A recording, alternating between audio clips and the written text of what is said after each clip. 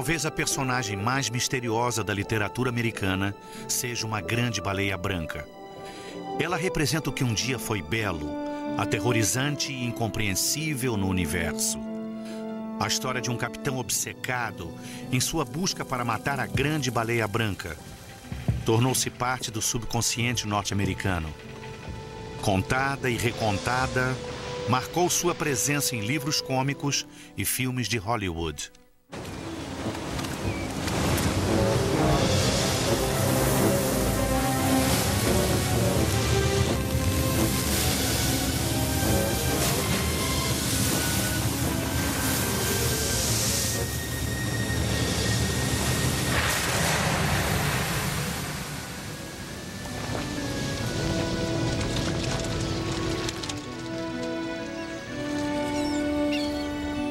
É uma longa história sobre a busca do desconhecido, a luta entre a razão e a loucura, o bem e o mal. O romance está repleto de metáforas e símbolos, e o maior de todos é a grande baleia branca. Moby Dick.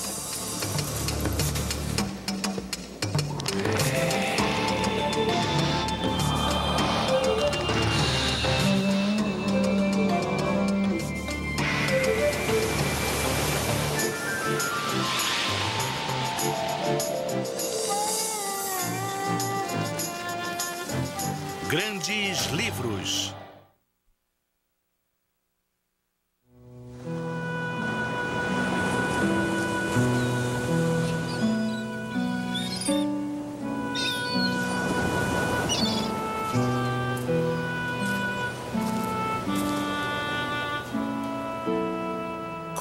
Me chamem Ismael. Há alguns anos atrás, não importa exatamente quando, com pouco dinheiro no bolso e nada que me interessasse em terra, pensei em velejar um pouco e conhecer os oceanos do mundo. Esta é uma boa forma para aliviar a tensão e melhorar a circulação. Chamem-me Ismael. Esta abertura é a mais conhecida na literatura americana. Moby Dick é uma obra-prima, considerada o maior livro escrito em solo norte-americano. Acredito que cada cultura tenha seus pontos extraordinários de destaque. Certamente, Moby Dick de Melville encontra-se no ápice da criatividade humana, comparável a algumas sinfonias de Beethoven, a Capela Sistina, as pirâmides. Coisas de uma grandeza inquestionável, fora de cogitação.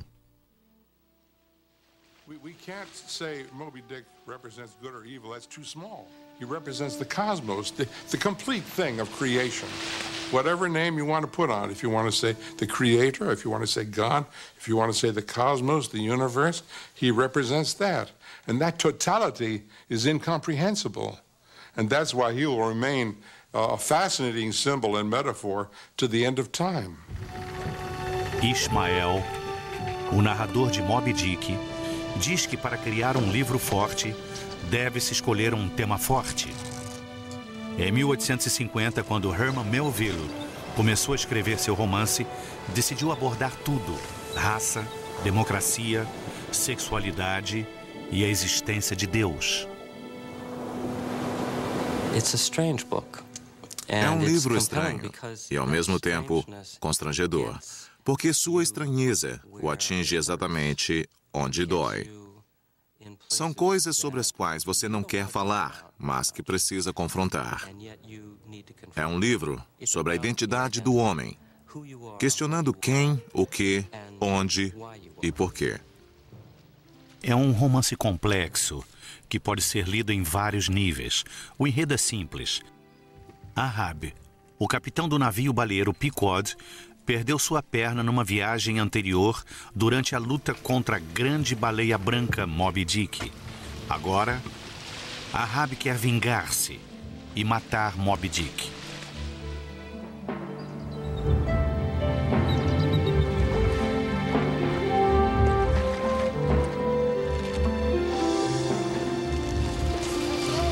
Na Bíblia, Ahab é um rei perverso que age contra a vontade de Deus.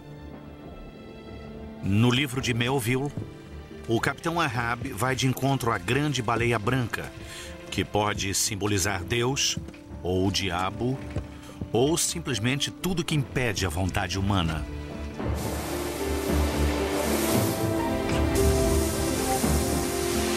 Milhões de pessoas que nunca leram Moby Dick conhecem a história através do filme dirigido por John Huston, em 1956, estrelado por Gregory Peck. O romancista Ray Bradbury escreveu o roteiro. Well, it was a very difficult task. It went on for months and months of my reading and rereading Melville, and at times I was in tears. I just felt so stupid. And Huston wasn't that much help. I discovered he loved the book too, but he couldn't help analyze it. And finally, after 6 months of reading and rereading the book, I got out of bed one morning in London, looked in the mirror and said, I am Herman Melville. And I ran to the typewriter in a frenzy, hyperventilating, and I sat there for 8 hours and I wrote the last 40 pages of the screenplay in one day, emotionally being Melville for the first time in all those months. And I ran across London and I threw the script in Huston's lap and I said, there, I think we finally got it. And he read it and he says, yes, we're ready to begin. All you mastheaders, now hear me. You're to look for the white whale. Ahab vê Moby Dick como a encarnação do mal. E na sua tentativa de conquistar o mal, Ahab tragicamente se torna mau. Ditador, tirano, personagem com características hitlerianas. It was Moby Dick that tore my soul and body until they bled into each other. I'll follow him around the Horn and around the Norway maelstrom and around perdition's flames before I give him up. The story of Moby Dick is not only a story of a chase and revenge, that's too simple, but it's the story of each of us if we're not careful. We want answers to everything. We want answers to the creation of the universe. We can't have them. We will never have them. Now, if you keep hammering at that door, the door of the universe, the door of death, the door of life, eventually you'll go crazy. Ahab never had enough sense to give up the asking and get on with his life. O livro começa com o jovem Ishmael, ansioso para ir ao mar. Anos mais tarde, sua recordação se manifesta através da história de suas aventuras como marinheiro no Pequod. Quando percebo que minhas palavras se tornam cruéis, quando a atmosfera chuvosa e úmida do mês de novembro invade minha alma, quando paro involuntariamente em frente a funerárias e vou atrás de cada cortejo fúnebre que encontro, e especialmente quando fico hiperativo, um forte princípio moral é necessário para que eu não ande pelas ruas agressivamente, sobrepujando metodicamente as pessoas. Eu sinto que é hora de ir para o mar. Ishmael é também um nome bíblico que significa pária ou nômade. Melville criou Ishmael para ser o personagem principal. Um personagem que já enfrentou muito em termos moral, mental, espiritual e físico. Ele embarca nesta aventura às baleias que o amedronta muito. Agora que ele está de volta, começa a escrever. O que ele tentar criar é uma espécie de companheirismo entre autor e leitor, ampliando-o em termos mundiais. Antes de sair para o mar, Ishmael passa a noite numa hospedaria superlotada. Inesperadamente, Ishmael tem de dividir sua cama com Queequeg, um canibal da Polinésia cheio de tatuagens. O primeiro encontro de Queequeg com Ishmael se dá no meio da noite. Ele chega carregando cabeças secas e um arpão enorme. Sua figura é aterrorizante.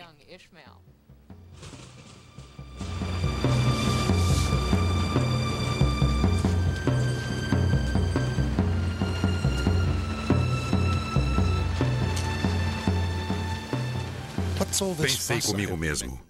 Por que estou tão amedrontado? Este homem é um ser humano igual a mim. As mesmas razões que ele tem para me temer, eu as tenho para ter medo dele. É melhor dormir com um canibal sóbrio do que com um cristão bêbado. Virei-me e jamais dormi tão bem em toda a minha vida. Acordei ao amanhecer e percebi o braço de Queequeg sobre mim de um jeito muito delicado e carinhoso. Qualquer um pensaria que eu era sua esposa. Os leitores de hoje assumiriam haver uma relação homossexual entre Queequeg e Ishmael.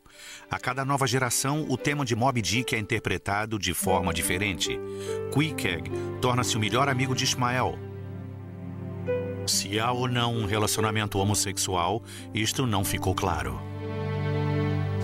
Ishmael inicia a estrada do autoconhecimento.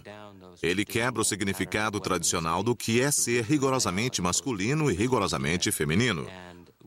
Sua amizade com Queequeg o propicia mesclar o masculino e o feminino com criatividade, sensualidade e sensibilidade.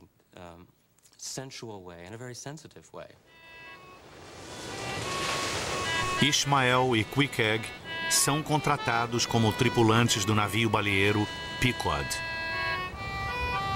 Num dia frio de Natal e misterioso, o Pequod parte de Nantucket em direção ao Pacífico Sul. Finalmente levantamos âncora. As velas foram içadas e zarpamos. Era um inverno muito frio. À medida que o pequeno dia do norte se transformava em noite, nós nos víamos esparramados pelo oceano gelado. Cada borrifada de água se congelava e nós parecíamos estar vestindo armaduras reluzentes. Pingentes de gelo curvo desciam da proa como presas de marfim de um elefante gigante.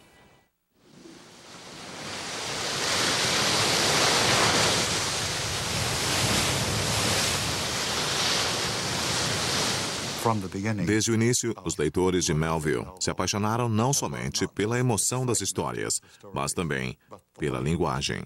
Reconheceram que Moby Dick continha uma riqueza linguística semelhante à shakespeariana. Melville considerava as palavras, as frases e os parágrafos como tendões, tecidos, ossos, ligamentos e juntas. O livro era um organismo vivo.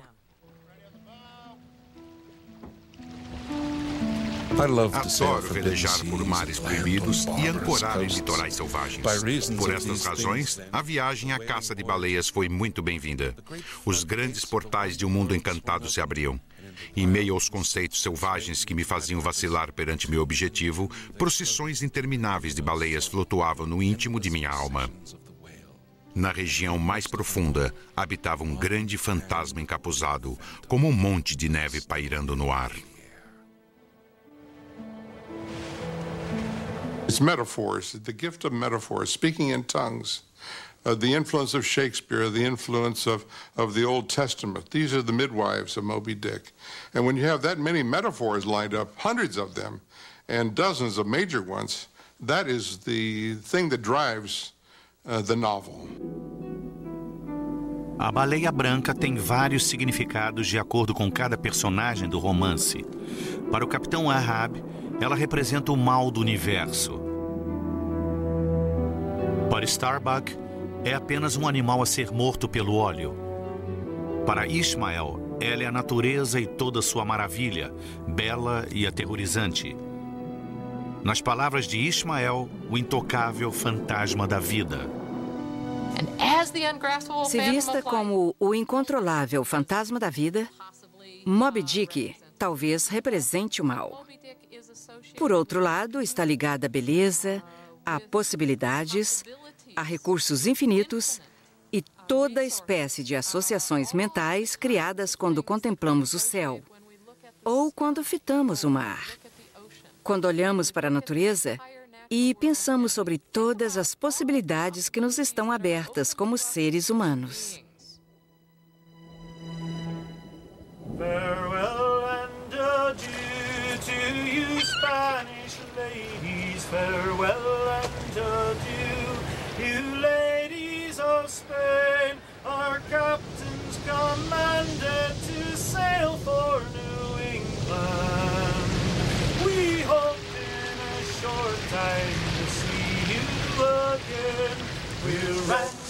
will roar like true Yankee weathermen. We'll rant and we'll roar on deck or below until we sight gay head at old Martha's Vineyard. And straight up the channel to New Bedford we'll go. Oh, I've been a sea cook and I've been a clipperman. Na década de 1840, a Nova Inglaterra de Melville estava no apogeu da caça às baleias. Os Estados Unidos dominavam o comércio de baleias, fornecendo óleo para lanternas, lampiões de rua e todos os tipos de maquinário em termos mundiais. Desde o início do século XIX até mais ou menos 1850, quando Melville escreveu Moby Dick, a indústria baleeira, na Nova Inglaterra, era de enorme importância. Ganhou-se muito dinheiro. Quando Melville escreveu Moby Dick, a cidade mais rica dos Estados Unidos era New Bedford. Na época, o óleo de baleia era o óleo do comércio, pois o petróleo só foi descoberto em 1859. O navio petroleiro da Idade Moderna segue os moldes do navio baleeiro do século XIX. Este último transportava óleo de um animal em vez de um óleo extraído da terra. Os baleeiros ofereciam uma enorme quantidade de empregos. Com exceção do marinheiro, o importante era a habilidade. Homens de todas as raças eram bem-vindos a bordo. Era um trabalho mal remunerado e sujo. Às vezes, os homens eram narcotizados para se unirem à tripulação. Alguém poderia colocar drogas em seus drinks enquanto bebiam em uma taverna ou poderiam ser nocauteados com um golpe na cabeça e, ao acordarem, estariam no navio baleeiro. Embora os navios baleeiros fossem bem equipados, suas provisões eram limitadas. A vida a bordo não era fácil. Água e carne salgada estragavam-se frequentemente. Havia pouca ventilação, luz ou privacidade para os homens que compartilhavam os alojamentos apertados. Era como trabalhar em minas de carvão. Era nitidamente o escalão mais baixo da hierarquia naval. Ninguém queria ser baleeiro ou caçador de gordura, como às vezes eram chamados.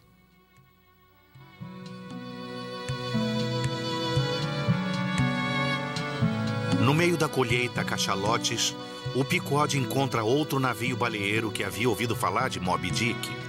Ahab está convencido de que a baleia está por perto. Ele issa as velas e se dirige exatamente para o centro de uma tormenta. Set the mainsail! No, sir, no!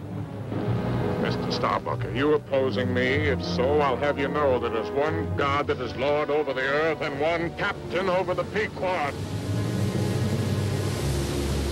A tempestade transforma-se em tufão.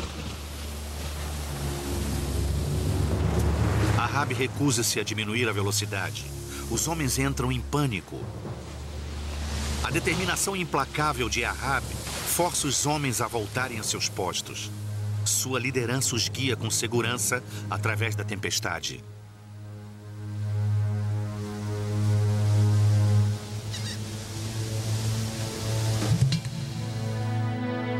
Enquanto a viagem prossegue, Ahab, buscando vingança contra Moby Dick, torna-se cada vez mais demoníaco.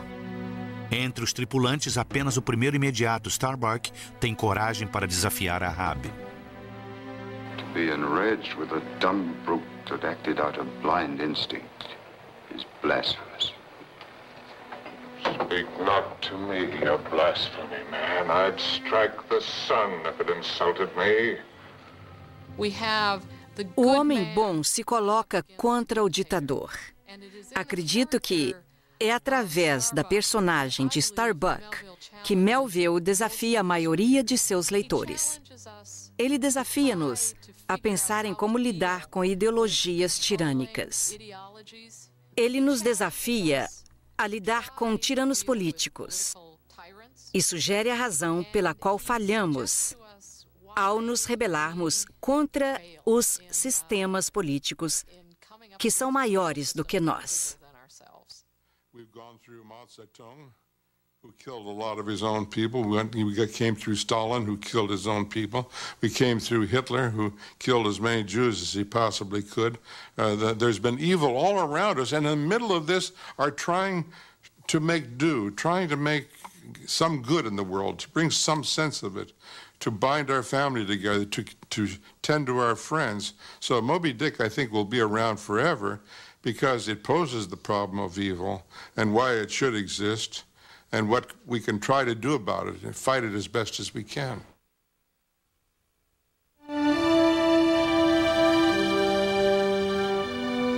Por detrás da indústria baleeira, Melville criou uma alegoria cósmica. Para ele, o navio se tornou um cenário, um pano de fundo, onde os mistérios do mundo poderiam ser desvendados.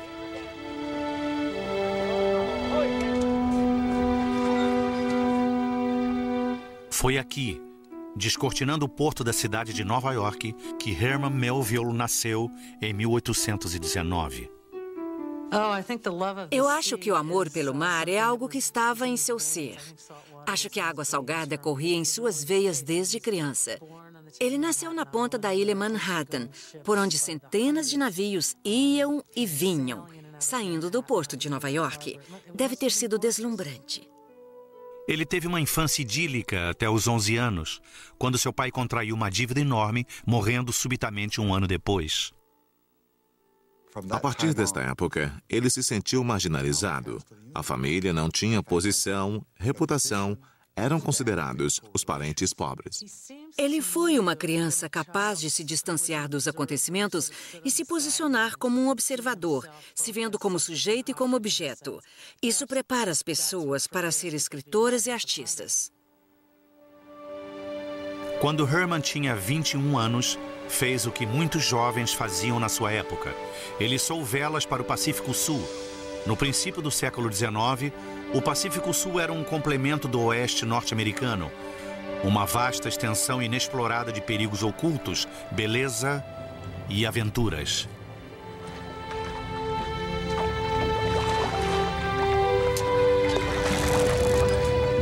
Após 18 meses no mar, Melville e um amigo decidiram abandonar o navio na Marquesas Island. Ali ele viveu por um mês com pessoas consideradas canibais. As barreiras sexuais desapareceram. A vestimenta era andrógina ou inexistente. Homens usavam penas, brincos. Ele sofreu um choque enorme e maravilhoso ao mesmo tempo. Ele percebeu que havia muitos eus interiores e muitas formas de consciência.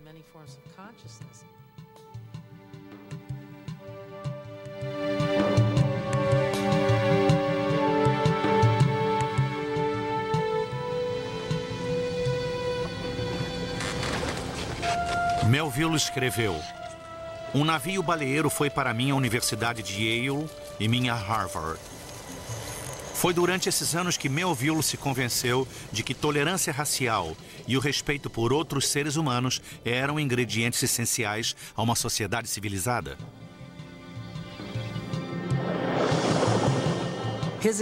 Sua vivência quando jovem nos baleeiros e nos mares do sul o coloca em contato direto com o colonialismo e o imperialismo.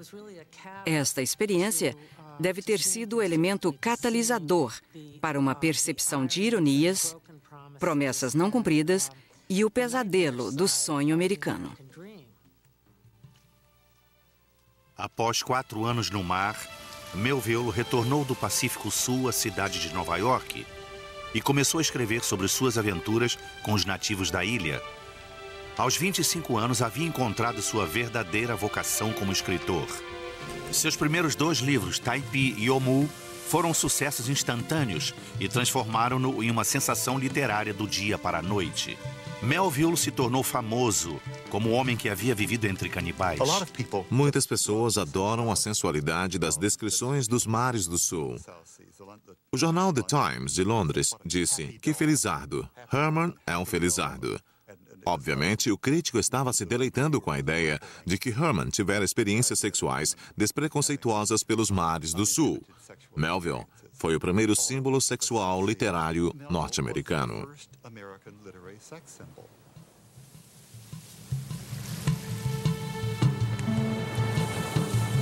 Aos 30 anos, Melville havia escrito 5 livros.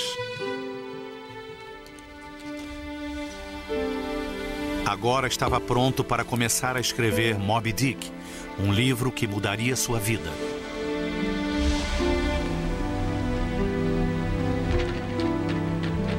meio de seu trabalho em Moby Dick, Melville encontrou Nathaniel Hawthorne.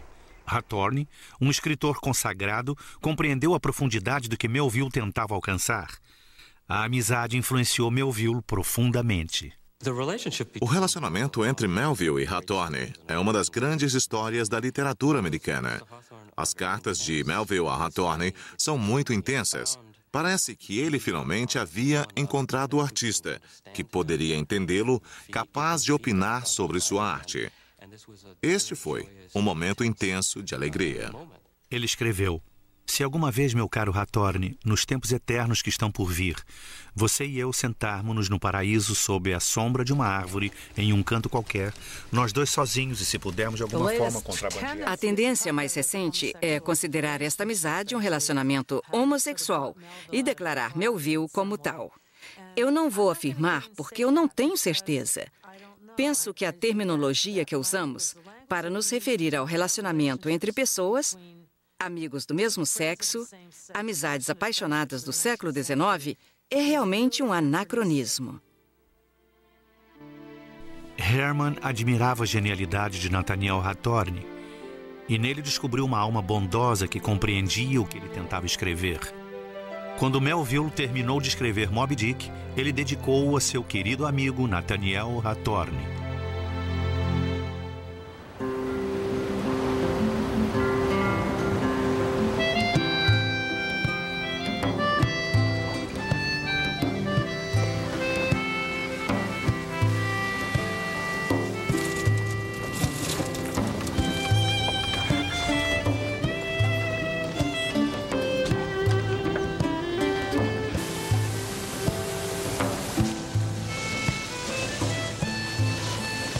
Ao escrever Moby Dick em 1850, Melville sentia que os Estados Unidos se desviavam dos ideais de seus fundadores.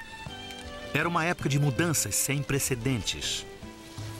A Revolução Industrial estava transformando a paisagem norte-americana. O ouro havia sido descoberto na Califórnia e a população migrava para o oeste. A Guerra Civil estava a 11 anos de distância e a escravidão dividia o país. Melville explorou esta diversidade em Moby Dick. A bordo do navio havia 4 arpoadores, cada um representando uma cultura e uma raça. Ao escrever Moby Dick, Melville estava preocupado em unir todas as raças, todos os grupos étnicos do mundo. Assim, o Pequod é o símbolo para o navio do Estado, se tornando quase uma pequena democracia. Enquanto a viagem prossegue, Moby Dick permanece evasiva. Ahab encontra o navio baleeiro Raquel, cujo capitão perdeu seu filho para Moby Dick no dia anterior. Ele implora a Ahab para que o ajude a encontrar o menino. Ahab se recusa. Captain Gardner, I seek the white whale!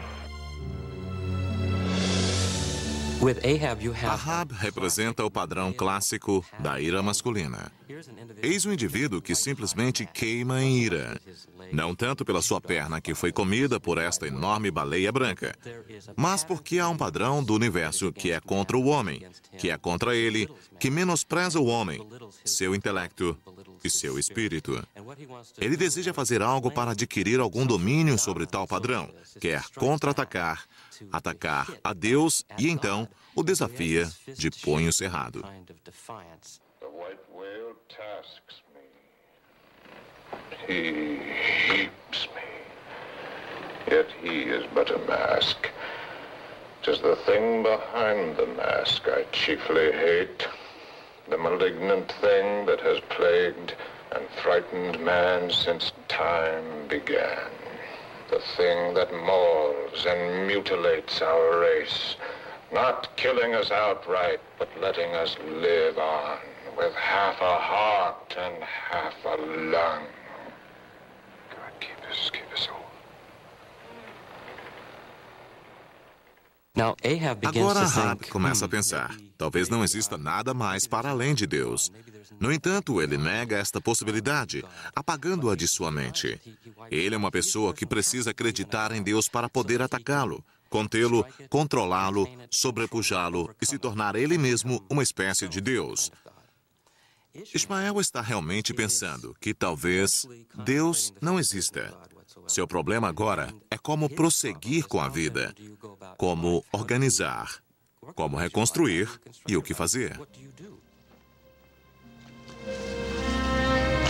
Enquanto Ismael se esforça para compreender o mundo à sua volta, ele sente alguma coisa profundamente perturbadora sobre a cor branca da baleia. Melville dedica um capítulo inteiro ao significado do branco e por que ele é tão aterrorizante. Acima de tudo, o que me aterrorizava era a brancura da baleia.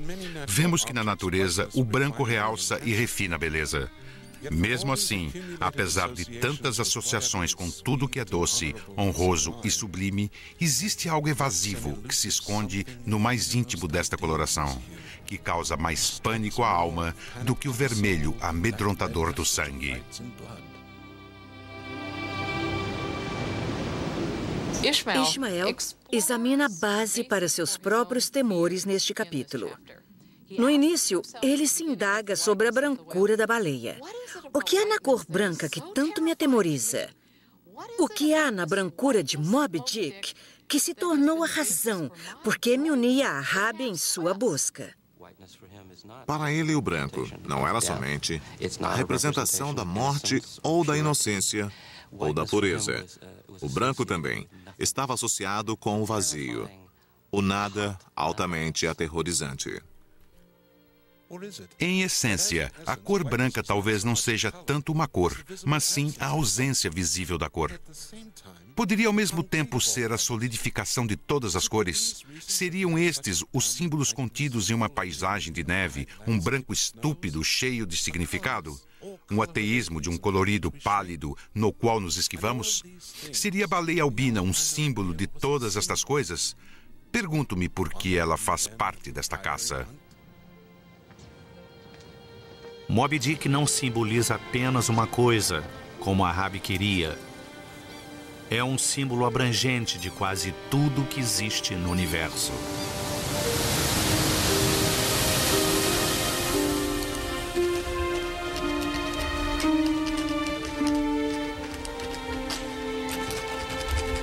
Melville teve a premonição de que Moby Dick não seria aceita pelo público norte-americano.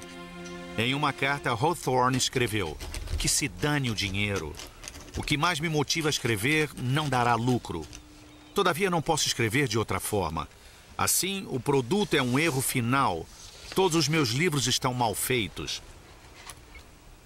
Embora tenha escrito os evangelhos neste século, eu deveria morrer na sarjeta." Quando Moby Dick foi primeiro publicado em 1851, os temores de Melville foram confirmados. O livro foi um fracasso.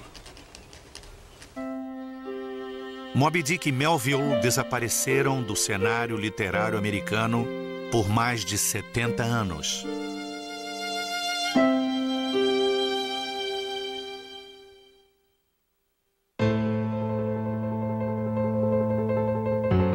Hollywood redescobriu o livro na década de 1920 e 1930, fazendo 2 filmes estrelados por John Barrymore.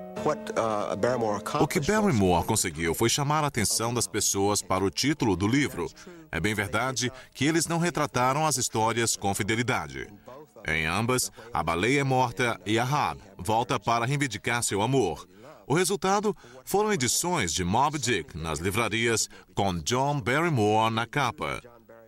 Tenho certeza de que as pessoas que viram o filme e leram o livro depois tiveram uma grande surpresa ao encontrar a verdadeira história de Moby Dick. As adaptações cinematográficas retornaram Moby Dick à consciência pública. A novela do século XIX de Melville recebeu vida no século XX. Desde então, cada década tem apresentado novas interpretações de Moby Dick. Na década de 90, Muitas pessoas identificaram a mensagem ambientalista no livro. Melville tinha um enorme respeito pela natureza, pelas baleias e o mar. O que Melville está realmente dizendo é que esta empreitada capitalista, denominada pesca de baleia, está destruindo a natureza, está brutalizando a natureza. A beleza da natureza, quando não perturbada, se tornará por si só um símbolo para a harmonia da existência. Esses elementos se reúnem em uma cena notável, no capítulo denominado A Grande Armada.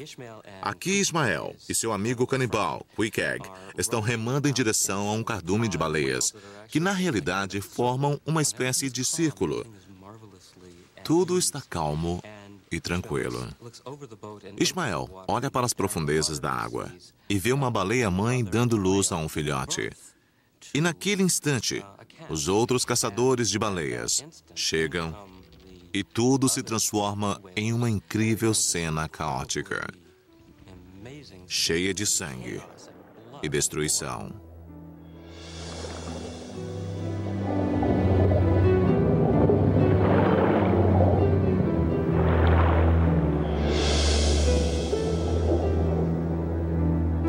Tudo é totalmente destruído pelos caçadores de baleias, que querem apenas ganhar dinheiro. A baleia havia sido morta a alguma distância do navio. Estávamos numa calmaria e então começamos o vagaroso trabalho de rebocar o troféu até o Pequod. Nós, 18 homens com nossos 36 braços e 180 dedos e polegares, lentamente labutamos, hora após hora, sobre o cadáver inerte, mal se movia dentro do mar. A gordura foi tirada em grandes pedaços chamados de mantas, como se descasca uma laranja. Estas enormes mantas de gordura foram levadas através do navio em uma balança e depositadas em um compartimento chamado o quarto da gordura. Era cheio de fumaça, com pouca luz. Os homens trabalhavam com facas extremamente afiadas. Melville disse: há poucos dedos no pé entre os veteranos do quarto de gordura. Enquanto ferviam a gordura, transformando-a em óleo, um cheiro horrível permeava o navio. Melville disse que cheirava como a ala esquerda do dia do juízo. Era uma prova para o inferno. Diziam que podia-se identificar um navio baleeiro a 8 quilômetros de distância devido ao cheiro. Uma noite, enquanto os homens estão cortando e fervendo a gordura, Ismael está em pé no convés e observa. Sua mente começa a vagar e ele tem uma visão assustadora. Ismael pensa que está tendo uma visão do inferno, com demônios e diabos dançando ao seu redor. Ao mesmo tempo, ele reconhece que este fogo, identificado como artificial, basicamente projetado para criar atividade, o coloca em transe.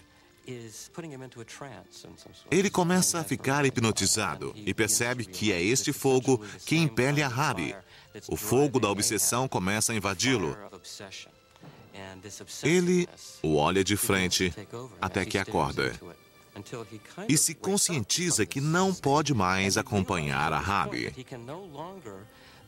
Agora, eles devem se separar e Ismael deve procurar por um outro tipo de vida. Uma das grandes frases de Ismael no romance é: homem, não olhe demoradamente para a face do fogo. Ahab é quem olha demoradamente para o fogo e, consequentemente, só o vê. Sua visão se torna a visão do inferno e ele não consegue ver a vida com o que Ismael chama olhos equilibrados. Ele não consegue ver os céus. Ele não tem uma intuição celestial. Ismael começa a entender que a vida é um equilíbrio entre a tristeza e a alegria. Ismael encontrar uma outra harmonia com o universo.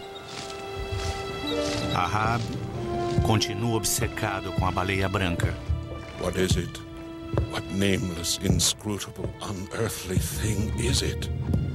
What cozening, hidden lord and master and cruel, remorseless emperor commands me? that against all natural lovings and longings, I so keep pushing and crowding and jamming myself out all the time, recklessly making me ready to do what in my own proper natural heart I durst not so much as dare? Is Ahab Ahab? Is it I, God, or who that lifts this arm? Ahab diz que se tornara demoníaco. A loucura enlouquecia. Pede que o ferreiro lhe forje um arpão para o demônio branco. Está pronto para lutar contra o diabo e eliminá-lo do mundo.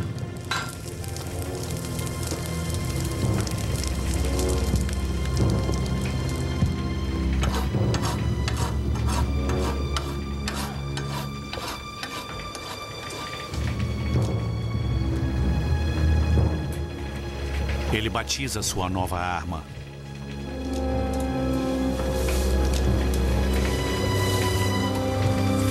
Ego non baptizo te em nome de Patris, sed in nomine Diaboli. Eu não lhe batizo em nome do Pai, mas sim em nome do diabo. E logo após o arpão de Ahab ter sido preparado, uma baleia é avistada.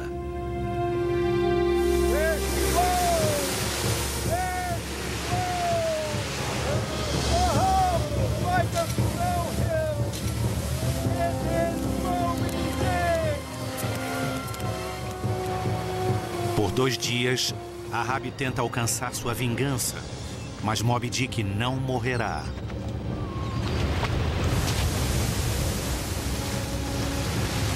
No 3º dia, a baleia branca está tão furiosa que ataca e afunda o Pequod, matando todos a bordo.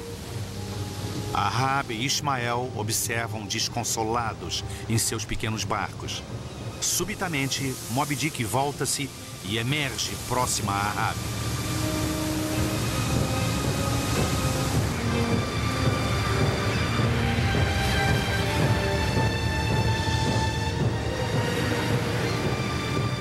O arpão foi lançado. A baleia atingida se move para frente.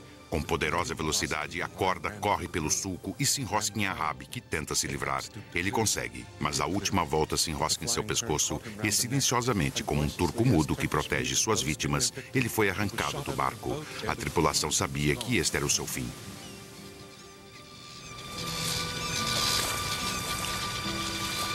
Todos, menos Ismael, desaparecem no mar. Agora, pássaros pequenos gritavam e voavam sobre o abismo. A maré taciturna embranquiçada ia de encontro às laterais íngremes até que tudo desmoronou e o grande ovém do mar deslizou como há 5.000 anos.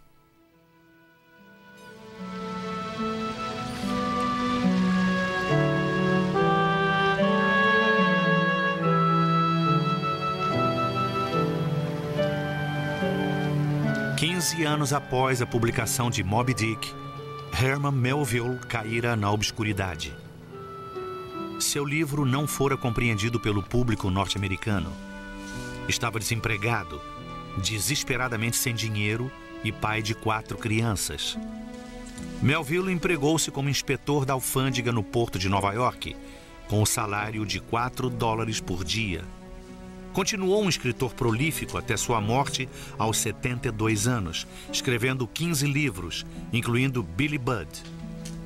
No entanto, Herman Melville jamais obteve reconhecimento público enquanto viveu. Herman Melville foi tão esquecido que quando morreu em 1891, 40 anos após a publicação de Moby Dick, o The New York Times escreveu seu nome errado. Hoje, sua obra-prima permanece.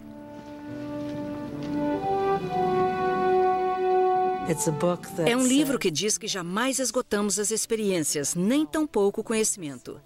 Precisamos do jato prateado acima do horizonte para nos manter não em busca dos fatos, mas sempre em busca da verdade.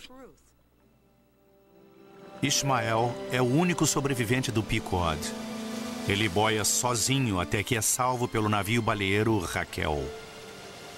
No segundo dia, um veleiro se aproximou cada vez e mais e finalmente me apanhou. Era o Raquel, que, navegando em busca de seus filhos perdidos, encontrou somente outro órfão. Ishmael vive para contar a história, sempre perguntando, sempre procurando respostas no universo aparentemente sem sentido, enquanto a baleia branca sobrevive, nadando pelos vastos oceanos da Terra.